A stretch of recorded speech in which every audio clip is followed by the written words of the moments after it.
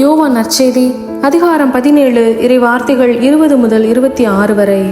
அக்காலத்தில் இயேசு வானத்தை அண்ணாந்து பார்த்து வேண்டியது: தந்தையே, என் சீடர்களுக்காக மட்டும் நான் வேண்டவில்லை, அவர்களுடைய வார்த்தையின் வழியாக என்னிடம் நம்பிக்கை கொள்வோருக்காகவும் வேண்டுகிறேன்.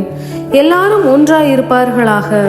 தந்தையே, நீர் என்னுள்ளும் நான் உம்முள்ளும் இருப்பது போல் அவர்களும் ஒன்றாயிருப்பார்களாக. இதனால் நீரே என்னை அனுப்பினீர் என்று உலகம் நம்பும். நாம் ஒன்றாயிருப்பது போல் அவர்களும் ஒன்றாயிருக்குமாறு நீர் எனக்கு அருளிய மாட்சியை நான் அவர்களுக்கு அளித்தேன். இவ்வாறு நான் அவர்களுள்ளும் நீர் என்னுள்ளும் இருப்பதால் அவர்களும் முழுமையாய் ஒன்றித்திருப்பார்களாக.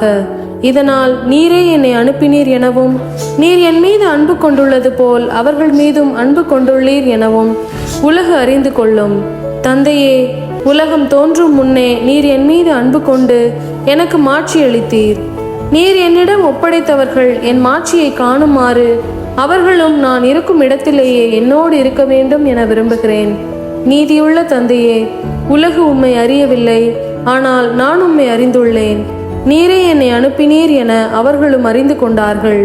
நான் அவர்களோடு இணைந்திருக்கவும் நீர் என் மீது கொண்டிருந்த அன்பு அவர்கள் மீது இருக்கவும் உம்மை பற்றி அவர்களுக்கு அறிவித்தேன், இன்னும் அறிவிப்பேன். இது கிறிஸ்துவின் நற்செய்தி. கிறிஸ்துவே, உமக்கு புகழ்.